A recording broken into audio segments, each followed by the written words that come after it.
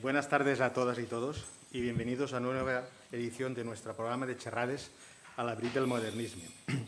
Soy Guzmán Bernabeu, presidente de la Asociación Alcoy Modernista, y antes de presentar el programa de hoy me gustaría agradecer a la Fundación Mutua de Levante su amabilidad y disposición por habernos permitido realizar este programa en directo desde su auditorio. El programa de hoy hemos querido dedicarlo a la Navidad, muy arraigada en Alcoy. Para eso vamos a sumergirnos en el túnel del tiempo y vamos a tratar de conocer un poco más sobre la Navidad alcoyana de finales del siglo XIX y principios del XX. Para ello contamos con la presencia de dos invitados expertos en la materia. Ellos son José Luis Antonja, director de Archivos y Bibliotecas de Alcoy, historiador y escritor. Buenas tardes, José Luis. Y muchas gracias por acompañarnos en esta tertulia. Y Ángel Luis Ferrando, musicólogo. Buenas tardes a ti. ¿Qué tal? ¿Cómo estás? Bueno. Durante el programa de hoy, como ya hemos podido comprobar, también contamos con la presencia del coro, miembros del Coro del Trabajo, componentes de Cantores de Alcoy y componentes del Grupo de Recreación Alcoy Modernista, con su director, Moisés. Muchas gracias a todos y, si os parece bien, empezamos. Vamos a hablar, en principio, de los actos religiosos en la época de Navidad, José Luis. ¿Nos explicas un poquito cómo iba en esa época?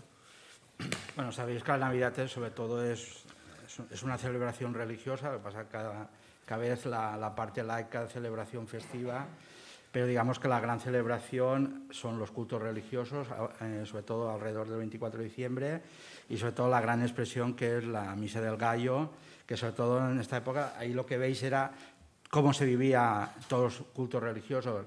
En las iglesias más importantes, luego están todas las capillas, todos los colegios que tenían su propia capilla, otras congregaciones, pero básicamente veis que todas las iglesias pues tenían la misa principal, que era las 24 horas, la Misa del Gallo, y sobre todo que era el día en que prácticamente todo Alcoy acudía a esta celebración, lo que creaba también problemas de orden público, y de hecho en la prensa lo que se veía es que siempre había un aviso a las autoridades para que se controlasen, pues claro, era, imaginaros todo Alcoy, toda la gente que estaba trabajando todos los días, y esa era pues la gran expresión de alegría, porque luego la gente no paraba, eran todos los días de fiesta, y bueno, pues eso también comportaba problemas de orden público. De hecho, hay muchas noticias en la prensa advirtiendo a las autoridades de que tomaran medidas. Y de hecho, el único año que parece que no pasó nada, que fue en 1901, pues se publicó una nota de agradecimiento a las autoridades locales de que hubiesen tomado control en estas celebraciones. Vale, continuamos, ¿verdad? Bueno, Ángel, hablemos un poco de los preparativos de la Navidad desde el punto de vista de los clásicos adornos. Por todo es conocido el engalanamiento de calles, comercios y hogares para este periodo. Cuéntanos un poco en qué consistían los adornos de la época a principios del siglo XX. Bueno, realment els ornaments, com tantes altres coses... En castellano, porque emitimos para el resto de España y entonces limitamos un poco. Si no te importa, hablamos en castellano. Tinc la sort de poder parlar los dos idiomas. Vale, gracias y perdona.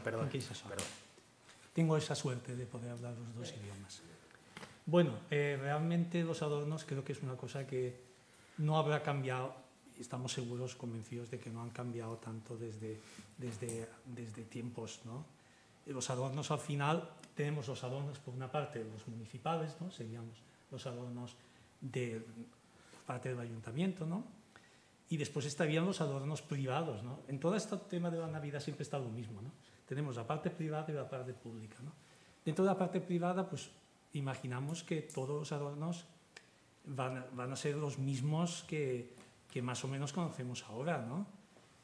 Excepto aquellos que han venido nuevos, ¿no? O que han venido importados, ¿no? Pero bueno, no observamos una diferencia grande entre una cosa y la otra. Perfecto. Muy bien. Iremos alternando. José Luis, en esa época era muy importante el mercado, ¿verdad? Explícanos en qué consistía. Sí, de hecho la imagen que veis es un día de mercado, seguramente no era Navidad, sería más bien época de sol, porque veis todos los parasoles que hay. Y este era el mercado que tenía Alcoy, era un mercado al aire libre, no teníamos un mercado municipal. Y imaginaros Alcoy a finales del siglo XIX, la cantidad de población que tenía. Si vemos las guías de población, para haceros una idea, Alcoy tenía la misma población aproximadamente que San Sebastián. Cuando San Sebastián era que iban muchísimos turistas de Europa. O sea, imaginaos la población relativa que tenía. Y esa población, claro, creaba un gran consumo, había que abastecerla. Y no teníamos una instalación, un mercado municipal. Pues prácticamente era un mercado al aire libre y se montaba pues de la manera que podían. Eran pues puestos efímeros, con parasoles, con puestos, pues prácticamente que se ponían y se quitaban el mismo día. Y sobre todo la referencia a la Navidad, porque era el mercado más importante. De hecho, estaba varios días y prácticamente venía gente de toda la provincia como mínimo. Venían, por ejemplo, turroneros de Gijona, luego veremos alguna imagen, si vemos. Esta también lo ve. Uno de los que venían, que eran productos coneixeu que es arrop i tallaetes, bueno, pues era producto típico, tenía su propio calendario, además muy vinculado a esta zona, porque se elaboraba sobre todo en la Vall d'Albaida, sobre todo en Benigànim, que era la gente donde elaboraban el arrop i tallaetes, y sobre todo tenía su localización, que empezaba en Tots Sants. Por eso, cuando vamos a la Fira de Cocentaina, encontraremos el arrop i tallaetes, y duraba aproximadamente hasta el mes de abril. Y la época fuerte era Navidad, porque era uno de los productos, era muy popular, no era muy caro, era un producto muy popular y se consumía. Bueno, pues a este mercado, productos que os sonarán. ¿Qué es lo que está llevando? Se supone la criada, la sirvienta de una casa. Esto es prensa madrileña de la época, de 1890, una de las revistas de moda. Esto es cómo entraría la sirvienta, la criada, al día de Navidad, llevando lo típico, lo que hemos conocido, la tortada de almendra y el pavo. Pues el pavo era el típico de Navidad, que habían estado los maseros todo el año criando estos animales y de hecho, en Alcoy tenían su propio espacio, que era cerca del mercado, el actual mercado de San Mateo, y de hecho era tan popular que incluso le daban nombre a la plaza, que era la plaza de Espolits, porque se vendían los pavos en esa época, ¿vale? Y si hablamos de los torroneros, por excelencia todos los hemos conocido, que era Toni María. Bueno, pues Toni María se remonta al siglo XIX, que eran un matrimonio Gijona que regularmente eran fieles a venir en Navidad a Alcoy. De hecho, ya tenían su propio puesto efímero, porque era un puesto ambulante cerca del ayuntamiento, pero representaba a los gijonecos que venían a Alcoy. Básicamente, Alcoy es un polo de atracción de todos los artesanos, como mínimo de la provincia de lo que sería comarcas centrales, por la gran capacidad de consumo que tenían. Mira, pensad que es una población de muchos miles de habitantes, en una época en que había una gran circulación de dinero, una gran capacidad de consumo, y lo que hacía era, que era el gran mercado que tenían estos artesanos. De hecho, por ejemplo, si hablamos de confiterías, los que inician la confitería son gijonencos que vienen a instalarse en Alcoy. De hecho, yo explico, el gran éxito que tiene ahora el chocolate en la vila es porque aprenden a hacer chocolate en Alcoy. Los de la vila prácticamente lo que hacían era mercadear. Ellos se encargaban, llegaban los barcos al puerto de la vila, que era el puerto que suministraba Alcoy, todos los productos coloniales los subían a Alcoy y básicamente empezaron, llevando las mercancías, trayendo el chocolate. Y es en Alcoy cuando empiezan ellos a elaborar. Muchos se instalan en Alcoy, Por ejemplo, el fundador del Campanar, bueno, algunos apellidos que nos suenan en Alcoy, por ejemplo, Lloret, que es un apellido alcoyano, pero vienen de la vila y se instalan como chocolateros. Entonces, es gente que procede de la vila y encuentra su nicho de mercado, su forma de trabajar en Alcoy. Y luego es al revés, cuando digamos que el mercado alcoyano entra en crisis, vuelven a la vila y es el éxito que tiene hoy en día las chocolaterías de la Vila Joiosa. Muy bien. Bueno, Ángel, sobre el paso del tiempo solo nos ha perdurado de aquellas representaciones la del Belén del Teresiti. Cuéntanos las diferencias que podemos observar con aquellas representaciones que se hacían de la época, con el tiempo ha llegado ahora al Teresiti. Bueno, de todos he sabido que había en Alcoy varias compañías, ¿no?, por decirlo de alguna manera, que tenían diferentes belenes donde se representaba más o menos la parte sacra, ¿no?, que es invariable en todos ellos. Después la parte más cotidiana, más de la tierra, ¿no?, es la que ha perdurado ahora con el Belén de Teresiti y es la que pues incluye noticias, incluye cosas, digamos, de la vida actual, ¿no?, en el Teresiti. Esa es básicamente la parte más interesante o la que más nos gusta, porque ya digo, la parte que narra los hechos bíblicos, por decirlo de alguna manera, pues estaban en todos estos, ¿no?, pero en el Teresiti. Y aparte, la parte musical también, de la cual pues sí que puedo hablar en primera persona, por suerte, la parte musical del Teresiti se convierte en una parte importante porque, digamos, que se utiliza para salvaguardar todo ese patrimonio, ¿no?, de esos nadaletes, de esas canciones populares que se cantaban en las casas y que aparecen también allí. Se entrelazan dentro del montaje. Exacto, dentro del montaje actualmente, pero que sabemos también que en algún momento incluso había músicos en directo. Es decir, esto también estaba allí, ¿no?, que es una manera también de tener una interacción más clara con el público. Correcto. Bueno, dentro de la Navidad alcoyana, y supongo que la de todos los sitios, tiene una importancia muy importante los dulces. En este caso, explícanos un poquito, Joan Luis, sobre el tema de los dulces alcoyanos.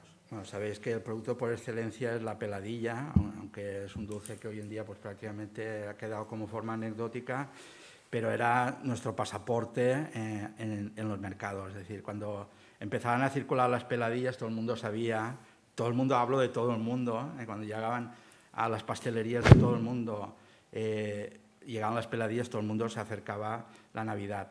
Bueno, yo he hecho algún recorrido de noticias para que veáis la importancia. Esta es una guía, estaba para los viajeros ingleses, que empieza a circular a partir de 1840, el Handbook for Travelers, y para los... no son turistas, son comerciantes ingleses que vienen. Pensad que en esta época hay mucho comercio, vienen atraídos sobre todo por el vino, toda la zona de Jerez, la zona de la Marina, hay muchísimo negocio con los ingleses y ellos vienen con su guía de viajes para ver qué es lo más típico. Bueno, pues ahí encontráis que uno de los productos por excelencia son las peladillas de Alcoy, ¿no? Pues esta es una de las guías más populares, la Richard Ford. Bueno, pues encontráis ya uno de los productos destacados. La difusión. Esto es publicidad de una confitería argentina, de la época 1890. Pues, bueno, pues en el catálogo de productos que venden aparecen las peladillas de Alcoy, ¿vale? Especialidad en artículos. Sería una tienda de delicatessen, que diríamos ahora, bueno, y se dedicaba pues, a esta importación, ¿no? Habla de mazapán de Toledo, de productos exquisitos, de Torrón de Gijón y Alicante, y entre ellos las peladillas de Alcoy, ¿vale? Este es otro artículo que cojo de la prensa madrileña de la época, cómo se celebraba la Nochebuena madrileña, que eran los productos que no podían faltar en una mesa madrileña. Pues hablaban de las peladillas de Alcoy, ¿vale? O sea, eso era habitual. Si alguien tenía familia en Alcoy, pues era muy fácil que se las mandaran. Y otras cosas curiosas que he encontrado para que veáis la difusión, este era un imitador de Charlotte. A ver, en todos los países siempre salía un imitador de Charlotte. Bueno, pues incluso había quien aparecía como Charlotte, o sea, se copiaba el nombre, y otro que adoptaba otro nombre para no copiar. Y en el caso de España, este era nuestro imitador, hizo 4 cortos y se llamaba Peladilla. ¿Por qué? Porque era el nombre más popular, entonces aparece en la historia del cine que el Charlotte español pues se llamaba Peladilla. Y de hecho hay cuatro cortos y uno de ellos pues sí aparecen con su nombre. Bueno, de las singularidades que nos encontramos. ¿Vale? Otras particularidades que hay en Valencia, y eso lo vemos en Alcoi también, es que en determinados reinos el gremio de cereros, que eran los que fabricaban la cera, iba ligado a los boticarios, ¿vale? Más un poco de medicamentos. En el caso de Valencia es curioso porque el gremio lo forman cereros y confiteros. Yo creo que el vínculo viene a través del producto de las abejas. Sabéis que los confiteros trabajan la miel, sobre miel más que sobre azúcar, y los cereros trabajan sobre la cera, y ese era el vínculo. Curiosamente, en Alcoi los primeros confiteros aparecen como confiteros cereros, que fabricaban las dos cosas, ¿no? ¿Vale? Y algunos míticos que nos sonarán, pues Francisco Gadea, que es el fundador del túnel. Mirad, el tema de la confitería, aunque ya habían desaparecido los gremios sobre 1830, los gremios, para haceros una idea, era un sistema cerrado con el cual tú entrabas como aprendiz y, bueno, y había una serie de exámenes, de pruebas, hasta que llegabas a maestro, que eso ya te otorgaba un título. Bueno, prácticamente era un monopolio.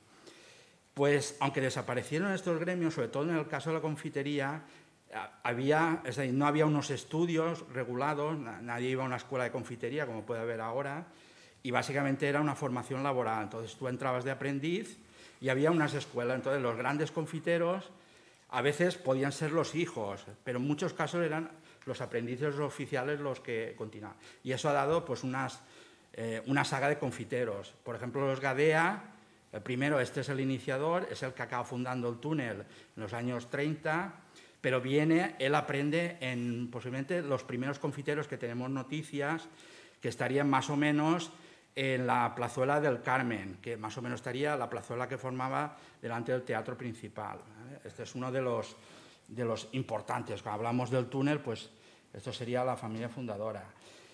Otra también, a partir de ahí se expande. Bueno, veis que es un diseño muy modernista. Esto es un plano que tenemos en el archivo municipal y es un proyecto del arquitecto Vicente Pascual de 1908 y es una remodelación del comercio de cómo sería esta confitería, ¿vale? La de Miguel Abad, ¿vale? Y aquí hablamos, por ejemplo, esto es un anuncio publicitario, como se hacía en la época. Calle Mayor 2 os sonará, es el campanar, ¿vale? Es Juan Andrés Candela. El campanar lo inician dos socios, Sebastián Gadea y Juan Andrés Candela. Lo que pasa en las sociedades, a veces no acaban bien, se separan, y Juan Andrés Candela es el que se queda con el negocio y el que le da, si no un mayor realce, sí yo creo que el más popular fuera incluso de Alcoi, ¿no? Porque llega, veis el título de medalla de plata, lo veis ahí, pero sobre todo lo que más importante para él es adquirir el título de proveedor de la Real Casa, que era una distinción, era casi como la guía Michelin, de obtener esa licencia o ese diploma de proveedor de la Real Casa, es decir, tus productos eran tan buenos que los adquiría la familia real. Pues imaginaros, entonces era muy, digamos que era una valoración muy importante, ¿vale? Y hablar de los chocolates de Alcoi, aún nos queda el residuo, el pané de chocolate de Alcoi, que es exquisito, porque tiene una cosa que se mantiene, que es ese fuerte sabor a canela que mantiene. La particularidad que tiene el chocolate alcoyano es esa carga de canela. De hecho, en las crónicas decía que cuando empezaba la elaboración da gusto pasear por la calle San Lorenzo por el olor a canela y chocolate que hacía la calle, porque tenían los despachos abiertos. Bueno, esta es una de las tiendas, lo que sería un ultramarino, que está en la calle Mosén Torregrosa, ¿vale? Bueno, veis, pues la publicidad está anunciando fábrica de chocolate, la mariposa, el blanco y negro, que es uno de los chocolates más populares, y sobre todo coloniales. Bueno, pues ves un poco la estética de lo que sería esta popular tienda, una de las tiendas más populares, ¿vale? Veis el chocolate artesano. Os traigo estas noticias del Heraldo de Alcoi de 1901, es el día, la nit de Cap d'Any, el 31 de diciembre, por la publicidad, porque esta tienda continúa, si no es la misma, pero se mantiene, la tienda de la Luna. Hoy es día Bercería, la tenéis en la calle San Nicolás, no, pero bueno, en esa época también estaba en la calle San Nicolás, y es una tienda pues, que vendía de todo, lo que era pues, paquetería, quincalla, perfumería, y os aparecen pues, todos los productos que eran más habituales, galletas, azúcares, cafés, cacao, chocolate y demás coloniales. De hecho, si vemos los ingresos, las importaciones que vienen a Alcoy, es impresionante, ¿no? El café de Colombia, chocolate, o sea, veis toda la capacidad de consumo, ¿vale? Bueno, otra de las tiendas que tenemos constancia de esta tienda y aunque creamos que es un producto que no es típico de Alcoy, pues también el turrón era alcoyano y también tenía mucha fama. Este es un artículo que se publica en la revista Mundo Nuevo en Madrid, que habla del periodista Juan Pérez Zúñiga, habla de lo bueno que está el turrón que le mandan sus amigos de Alcoy, ¿no? ¿Vale? Y luego esto lo dejamos para la próxima pregunta, que hablaremos del aguinaldo. Y ya que contamos con la presencia de este estupendo coro y hemos escuchado la interpretación de un villancico de la época, me gustaría que nos contases algo sobre estas canciones, quiénes y cuándo se cantaban, y si eran comunes a todas las clases sociales o por el contrario había diferencias entre ellas. En todas estas cosas siempre hay que ser un poquito cauto, porque realmente no conocemos exactamente cómo se hacían. Pero sí que es cierto que parece plausible pensar en que dentro de las casas, volvemos otra vez a lo mismo de antes, el ámbito, digamos, privado y el ámbito público. Dentro del ámbito privado, pues serían un poco pues de la misma manera que son ahora, porque en esto Alcoy sí que es verdad que mantiene todavía esa tradición, ¿no? Se canta, yo creo que se canta mucho. Y bueno, se cantaría pues un poco con lo que tuviéramos a mano, ¿no?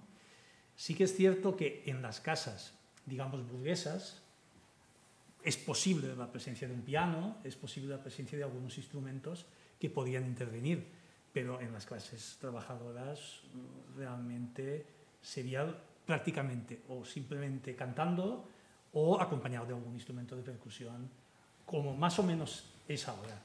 De todas maneras hay que ser, os lo digo, hay que ir con mucho tiento con todo esto.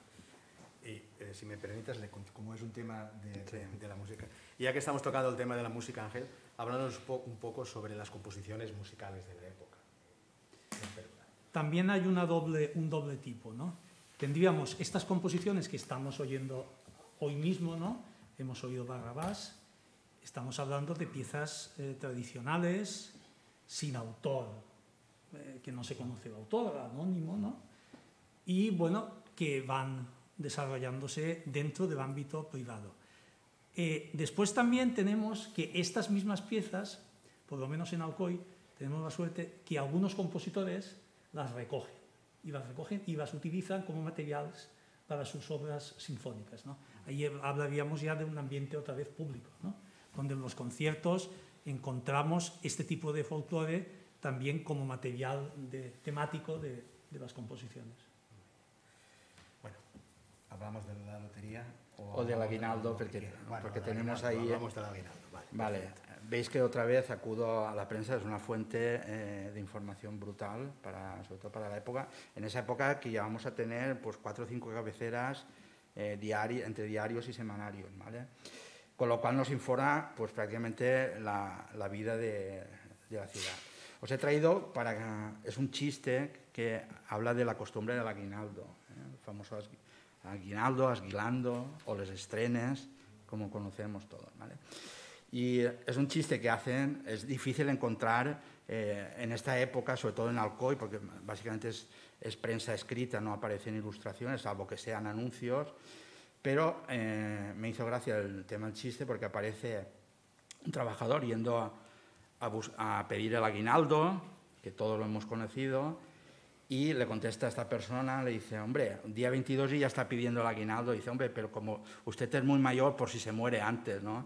Hoy en día sería impublicable, ¿no?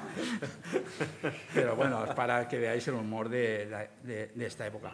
Y sobre todo la importancia, es decir, fijaros, jueves 22 de diciembre y publican el chiste ilustrado del día sobre el aguinaldo. Es una de las figuras también de la Navidad alcoyana, el importante.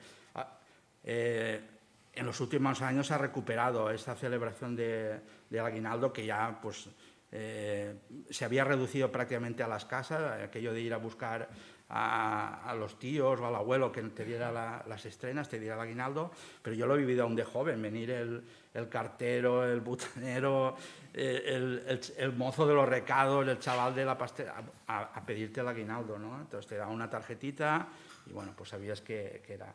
Pues eso, aunque veáis que es una cosa que lo hemos visto, pues tiene una costumbre milenaria, ¿no? Se remonta incluso antes de la época de los romanos, se remontan los primeros, posiblemente hablan de los sabinos, que hacían unas ofrendas en esta época, en la época de diciembre, a su diosa, que se llamaba Estrenia. Por ahí deducen los lingüistas que viene lo de estrenes, eso de estrenar viene de una diosa.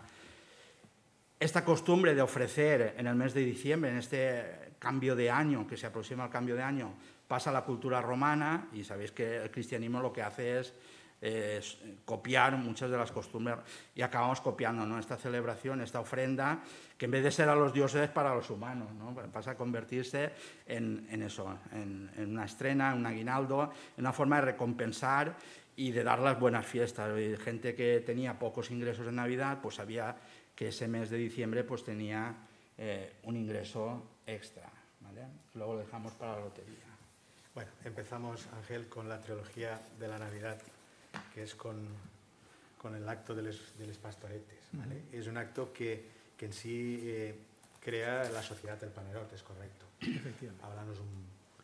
Bueno, la Sociedad del Panerot es muy famosa por esto y porque además es la entidad a la cual Camilo Pérez Monllor le dedica el pasacalle La entrada dels Reis, ¿no?, que se supone que es un encargo suyo de 1913, que es en principio para la cabalgata, pero que no sabemos, bueno, José Luis por supuesto tiene esto muy documentado, sabemos que pasan cosas durante esos años y bueno, realmente se supone que se estrena 2 años después, ¿no?, en 1915.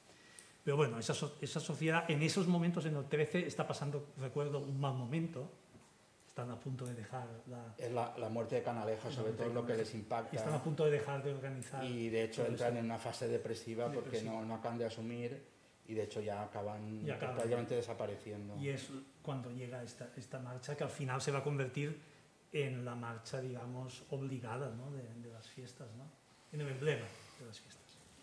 Vamos soltando un poquito porque estamos ya en la cabalgata, pero vamos a hacer por el tema de la lotería, que también creo que es muy importante por el valor de ese momento, ¿verdad?, de los sí. billetes. Bueno, esta no es prensa local, ¿veis? Es una revista gráfica. Sabéis que en esa época son revistas caras, pero tienen una popularidad. En Alcoy no podía tener mercado suficiente, casi todo era prensa madrileña y casi todas las familias bien alcoyanas estaban suscritos a estas revistas que tenían gran cantidad de fotografías. Para nosotros es un recurso fundamental porque nos permite ver cómo era. Bueno, este era el día de la lotería en Madrid, ¿no? Cuando se sacaban los números, bueno, veis la cantidad de gente que se congregaba para asistir. La foto que veis recortada inferior pues serían las mujeres que ganaron ese día el gordo, ¿vale?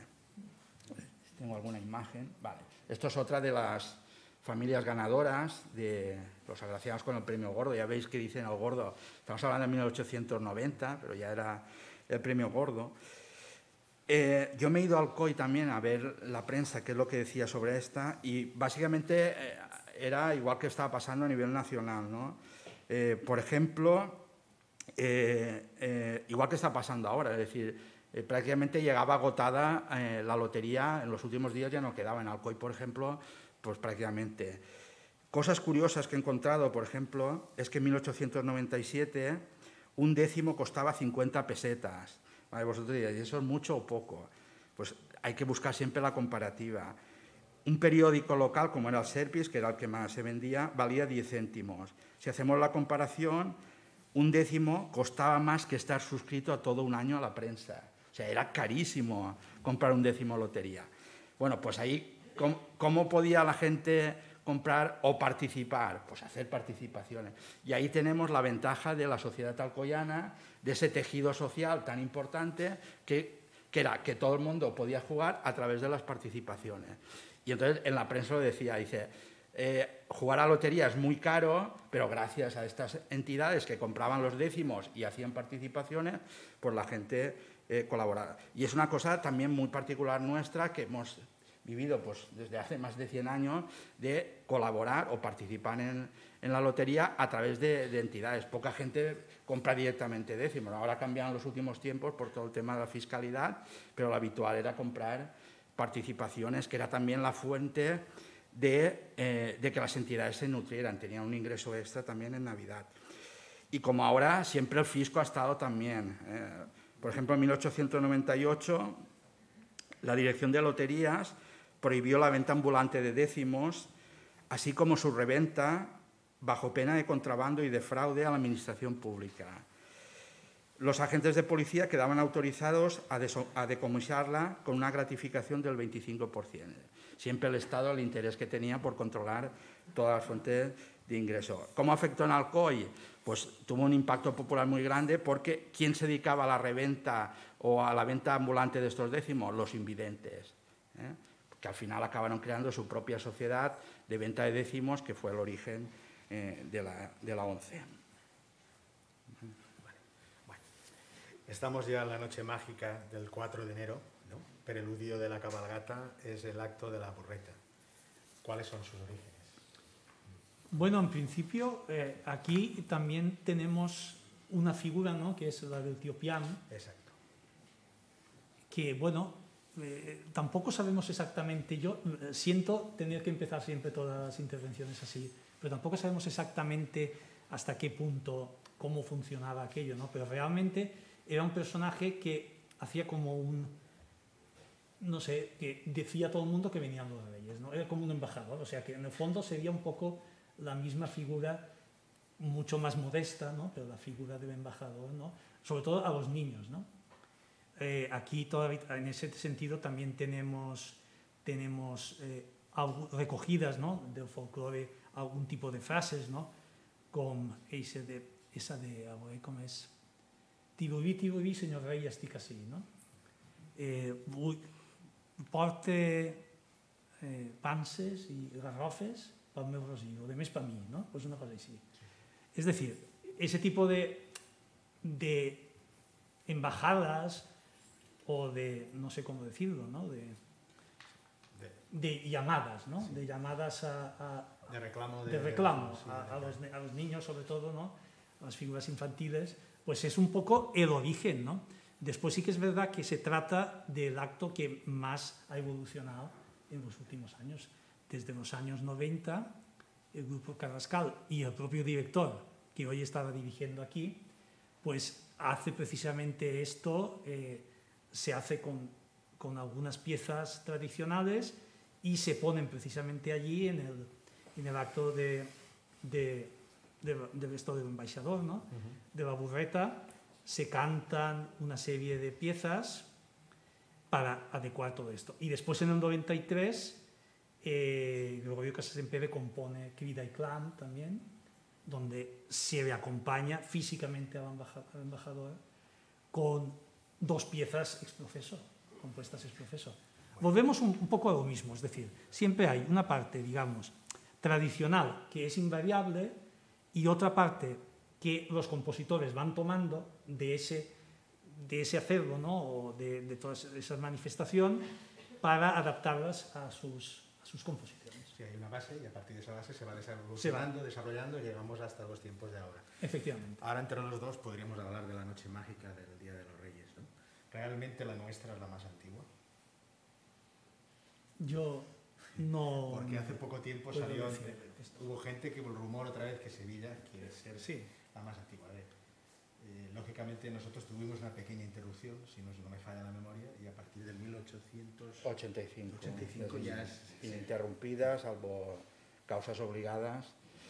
Pero básicamente, aparte de, a ver, si el formato de cabalgata, que es la cabalgata española, en esa figura de los reyes y los pajes, nace en Alcoy. O sea, de hecho, yo tengo contacto con la de Igualada, que sabéis que se está postulando bueno, hemos tenido muchas discusiones entre el comité que lo lleva una asociación.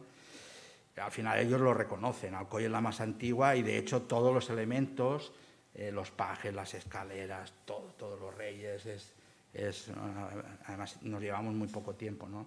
Pero ellos su modelo, además lo saben que es el modelo de Alcoy, veis los pajes, veis las escaleras, todo es.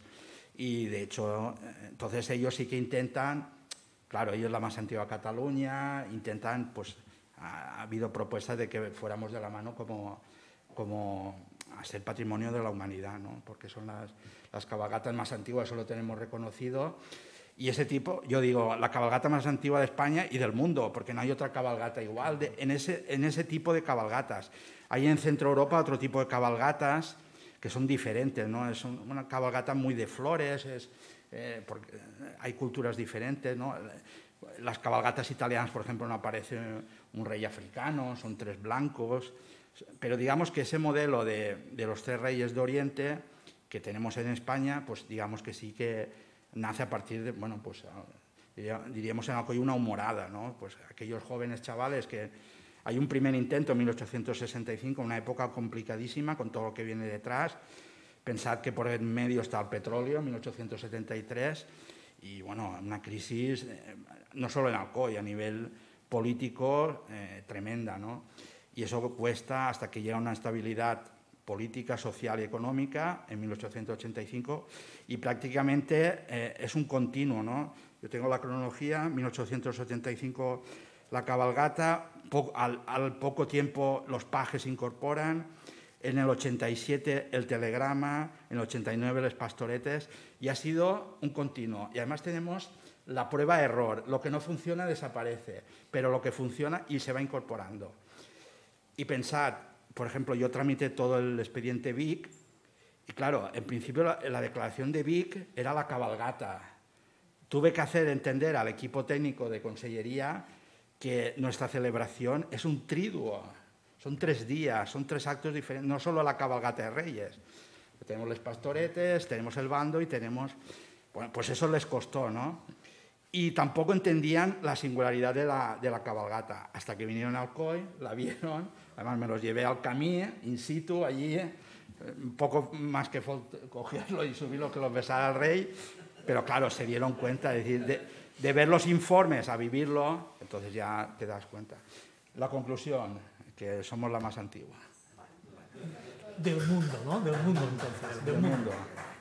Bueno, me gustaría, si os ha quedado algo en el tintero, sabemos que en un programa corto lo hemos simplificado, nos deja el guión para poder volver al año que viene y poder repetir una segunda parte y cerrarlo, pero sí que me gustaría, si nos ha quedado alguna cosita por parte de los dos, por favor. Yo, el otro día, el profesor Tono Belda hizo una intervención en Radio Alcoy hablando de economía sostenible, es decir, economía sostenible es comprar los dulces en Alcoy, es decir, y lo estamos perdiendo, cada vez estamos optando por productos industriales y no nos damos cuenta hasta que repasamos cosas que, por ejemplo, yo leo en la prensa y digo, es que esto no lo he conocido, ¿no? Hay dulces que aún se mantienen, el pastel de carne, la tortada, los orelletes, no sé si tengo alguno más. Pues los monjàvenes ya es una cosa anecdótica en Alcoy. Ahora, por ejemplo, en Xàtiva lo están recomendando. Ahora es el producto estrella de la Navidad en Xàtiva. Pues si la monjàvena, la mojàvena era el producto típico alcoyano, lo hemos perdido. Este que veis que parece unas natillas, yo lo he conocido, es la sopada valenciana. Eso lo hacíamos, se hacían las abuelas con restos de la tortada, del bizcocho, hacían una especie parecida a las natillas, pero eso aún lo he conocido hacerlo a mi abuela. Pues era muy típico en las casas, porque ya sabéis que las casas reciclan, y lo que sobra un poco, la tortada estaba un poco dura, pues vamos a hacer, o sea, no se tiraba nada en las casas. Bueno, son cosas que se han perdido, ¿no? No sé si tengo alguno... Bueno, y esos son típicos alcoyanos, es decir, los mantecados, pastisseis de boniato, y es de lo poco que queda, y teníamos un surtido de dulces impresionante, ¿no? Canellons, pues que yo creo que nadie compra ya canellons, y aparece en toda la prensa como uno de los productos más estimados de la confitería alcoyana, los mazapanes. Aún hemos conocido los mazapanes de las figuritas que había en el túnel. Bueno, pues eso era un producto estrella, y todas las pastelerías, todas las confiterías. Y eso es un poco lamentar de que estamos abandonando todo eso, ¿no? Cada vez la importancia de la gastronomía y, bueno, y que la Navidad pues era la época esplendorosa de la confitería alcoyana. Bueno, me gustaría un poco incidir en esto que he comentado de los compositores, ¿no? Cómo recogen el material. Y me gustaría hablar de una obra que sí que es verdad que es la gran olvidada muchas veces, ¿no? Que es La Nochebuena en Alcoy, que además viene muy bien como para... Bueno, La Nochebuena en Alcoy es de Camilo Pérez Laporta, el padre de Camilo Pérez Monllor, y realmente no solo es que tiene instrumentos curiosísimos para la época, estamos hablando de finales del 19, hay un primer solo de Dolçaina allí, ¿no? Sino que es una pieza para banda que lamentablemente pues sí que es cierto que está en pocos archivos, por no decir solamente en uno, pero a mí me gustaría reivindicar también no solo las piezas tradicionales, sino también esas que los autores recogen, ¿no? Y que construyen a partir de los materiales temáticos. ¿Por qué digo esto? Porque creo que es un patrimonio que deberíamos cuidar y deberíamos pues esto, dar a conocer más todavía, ¿no? Tomamos nota y en un próximo de los próximos programas que hagamos hablaremos sobre toda esta parte porque creo que es muy interesante. Sí. Bueno, antes de finalizar, si alguno de los presentes tiene alguna pregunta, duda para nuestros invitados, de todo lo que hemos hablado, creo que estarán encantados de contestaros si alguien quiere hacer alguna pregunta.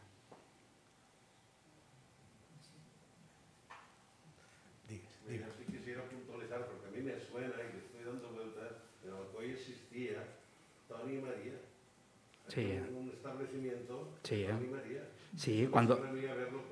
Sí, se instalan en posguerra como comercio ya, pero eran mercados... En el carrer San Nicolau. Pero ellos venían... De hecho, el establecimiento no era de ellos ya directamente, era que toma el nombre con permiso creo que era sobrino de Toni María. Era un sobrino y les permite. ¿Por qué toma ese nombre? Porque eran muy populares en Alcoy, que venían todos los años. Es decir, es como las peladillas. Cuando llegaban a Filipinas decía, llega la Navidad, ¿no? Pues era igual. Y Toni María, pues es que era el emblema, ¿no? Igual que nosotros nos suena el túnel de referencia, pues la gente de antes de la guerra era Toni María. Porque he visto que has sacado una foto en la cual están en la calle. Això era el Pont de Sant Jordi, I a mi em sonava que no viste sí. en la paret de la tenda, sí. És a dir, que a mi em sonava que Toni María existia en Alcoy. Si foren o no foren, no ho crec. No. Yo lo que también está diciendo de que estamos abandonando lo que es la confitería alcoyana. No estamos abandonado, es que los confiteros nos han abandonado. Es que no queda confitero. Claro. Porque de hecho solamente hay un confitero que es el que hay en Santa Rosa, que aquello está siempre lleno todos los fines de semana. Pero claro. Es que aquí en Alcoy había un montón de confiterías y por desgracia, a lo mejor por los grandes almacenes, por no dar nombre a ningún sitio. A ver, hay cambios de costumbre. Yo he conocido los novios cuando iban a casa de los suegros llevar la bandeja de pasteles el domingo. Claro, el domingo eran las pastelerías el día del negocio. Estaban trabajando toda la semana. Luego llegaba Navidad, apartaban todo y era la época. Además... Turrón, mazapán y todo, pero ahora si tienes que ir a comprar mazapán, tienes que ir a la industrial, porque no hay. Artesanal. Es que... Siempre es quién empezó, quién abandonó primero a quién. Pues al final es... Una de las costumbres que se ha perdido en general es que antes una confitería tenía aprendiz de primera, después pasaba a segunda, pero eso ya no es la confitería, en todos los oficios de Alcoy ha pasado lo mismo. Claro. La metalurgia, el textil y en estos que es algo menos, como dice, más aún. De hecho, yo os comentaba que las confiterías siempre ha sido ese esquema, es decir, algún día el que empezó de aprendiz, ¿qué es lo que pasa hoy en día? ¿Qué ha pasado en el túnel? Ha cerrado porque no hay una sucesión. Es decir, hay unos trabajadores, pues bueno, se van al paro, pero no hay una sucesión, es decir, no hay... Y eso es el drama de esa desaparición.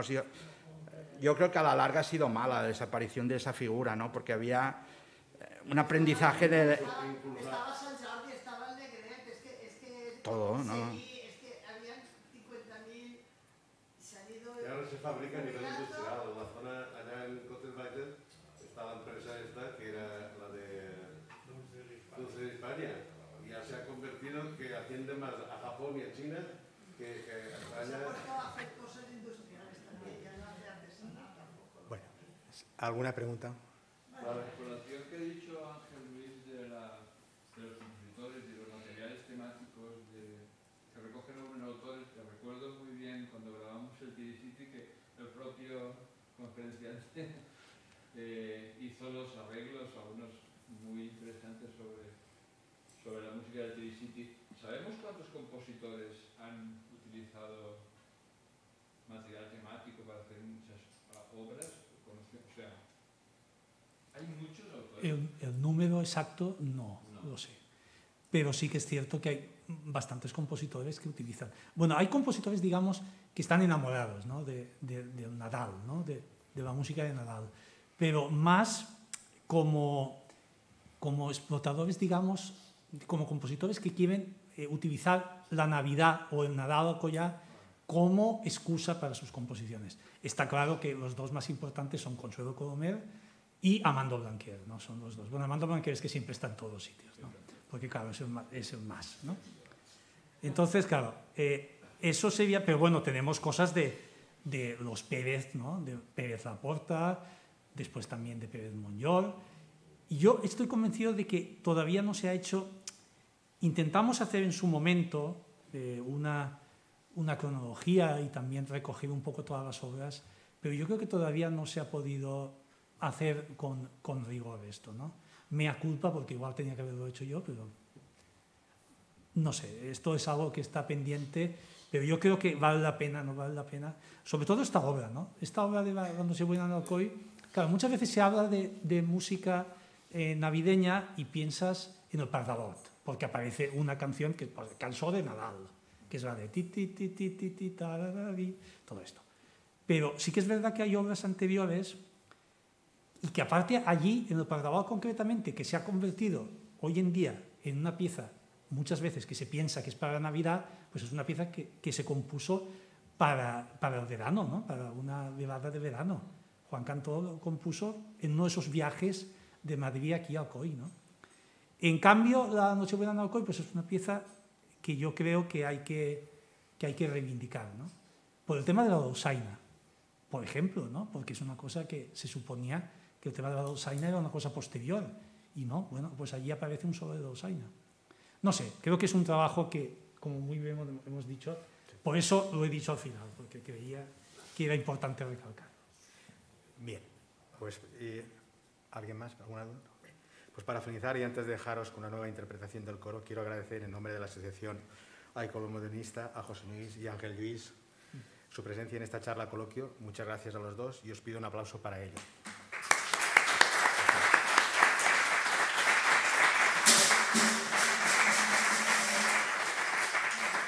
También reiterar a la Fundación Mutua de Levante su disposición para poder llevar a cabo este programa desde sus instalaciones. Y gracias también a todo el público que, bien desde sus casas o aquí presente, nos ha escuchado hoy. Y así más, y en nombre de la Asociación Alcoy Modernista, desearos unas felices fiestas de Navidad y ahora os dejamos con una última interpretación del coro.